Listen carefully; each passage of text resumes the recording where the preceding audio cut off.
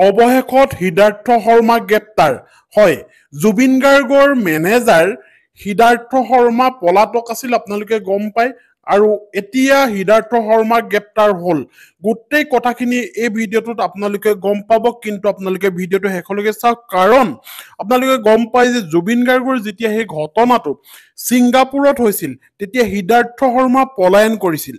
কেনেকৈ ঘটনা হৈছিল আপোনালোকে গম পায় সেইখিনি কথা পুনৰ নকলে হ'ব যে নাওখনত তেওঁলোকে বহি আছিল আৰু বিনা জেকেটত তেওঁ পানীত নামিছিল আৰু পানীত নমাটোৱে কাল আছিল আৰু অসমৰ ৰাইজে এতিয়া সিদ্ধাৰ্থ শৰ্মাক বিচাৰি আছিল আৰু অসমৰ ৰাইজৰ খং কিয়নো জুবিন গাৰ্গৰ টকাৰে গাড়ী কিনি আৰু জুবিন গাৰ্গকে তেতিয়া ভাড়ালৈ দিছিল এই কথাবোৰ এতিয়া ওলাই পৰিছে সিদ্ধাৰ্থ শৰ্মাৰ এই বদমাচিবোৰ ওলাই পৰিছে গতিকে সিদ্ধাৰ্থ শৰ্মাৰ এই খবৰটো পাবৰ কাৰণে ৰাইজে অধীৰ আগ্ৰহেৰে বাট চাই আছিলে আৰু সিদ্ধাৰ্থ শৰ্মা ছিংগাপুৰৰ পৰা নৰশ্বৰ দেহ জুবিন গাৰ্গৰ লৈ আহি দিল্লীত উপস্থিত হৈছিল আৰু দিল্লীত উপস্থিত হোৱাৰ ঠিক পিছৰে পৰা সিদ্ধাৰ্থ শৰ্মা অন্তৰ্ধান হৈ আছিল দিল্লীত উপস্থিত হোৱাৰে পৰা সিদ্ধাৰ্থ শৰ্মাই আত্মগোপন কৰি আছিল আৰু মুখ্যমন্ত্ৰী ডাঙৰীয়াই সিদ্ধাৰ্থ শৰ্মাক দিল্লীত পাইছো বুলিও কৈছিল কিন্তু তাৰ পিছতে সিদ্ধাৰ্থ শৰ্মা নাইকিয়া হৈ গুচি যায় কিন্তু গোস্বামী নামৰ এজন বাদ্যযন্ত্ৰীয়ে আচলতে কৈছে শেখৰ গোস্বামীয়ে ক'লে যে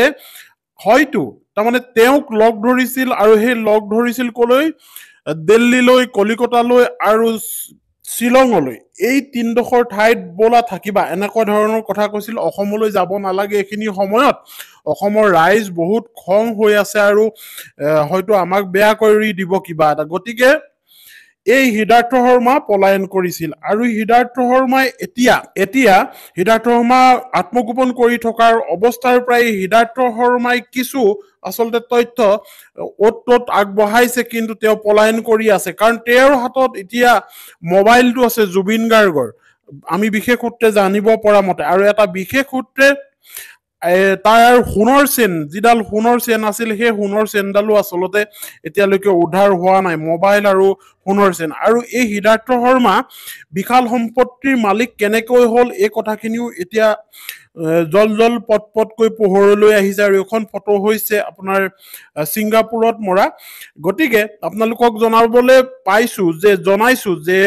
এই সিদ্ধাৰ্থ শৰ্মাই লুটি পুটি খালে জুবিন গাৰ্গক আৰু জুবিন গাৰ্গে গমেই নাপালে যাক আপোন বুলি ভাবিলে সেইজন মানুহে জুবিন গাৰ্গক অপকাৰ কৰি গ'ল এটা ভাল ঘৰ বনাবলৈ এটা ভাল ঘৰ কিনিবলৈ জুবিন গাৰ্গৰ পকেটত পইচা নাইকিয়া হ'ল আৰু সেই পইচাবোৰ ইনভেষ্ট কৰিলে কৰবাৰ বটলিং কোম্পানী কৰবাৰ হোটেল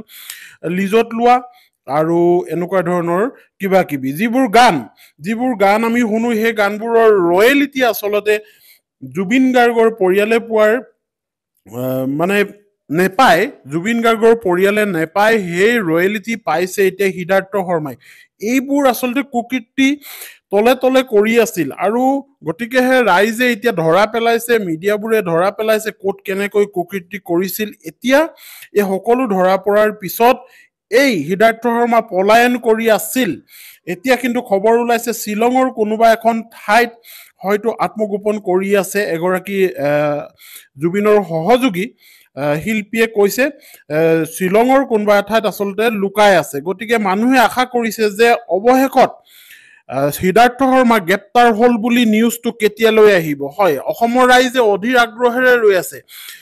অৱশেষত সিদ্ধাৰ্থ শৰ্মা গ্ৰেপ্তাৰ হল এনেকুৱা ধৰণৰ নিউজটো কেতিয়ালৈ পাম এনেকৈ অসমৰ ৰাইজে ৰৈ আছে